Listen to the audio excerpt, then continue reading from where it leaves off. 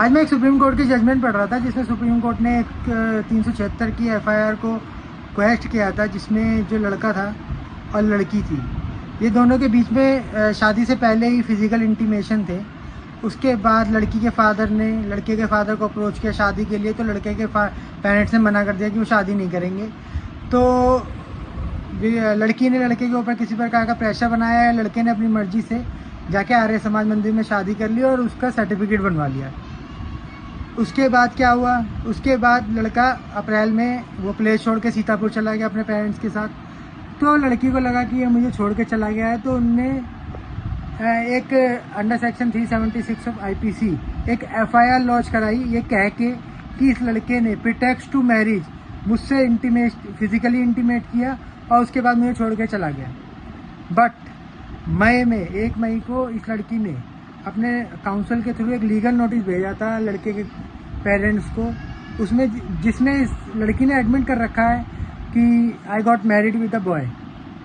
ठीक है, उसके बाद ये केस हाई कोर्ट में गया होगा कैश होने के लिए, तो हाई कोर्ट ने कैश नहीं किया। उसके बाद जब सुप्रीम कोर्ट में आया तो सुप्रीम कोर्ट ने यही फाइंड आउट किया कि लड़की ने जो अंडर सेक्शन 376 में एफआईआर फाइल की है, ये केस किसी भी एंगल से बनता ही नहीं है, क्योंकि लड़के और लड़की की मैरिज हो चुकी थी और जो कि एडमिटेड है।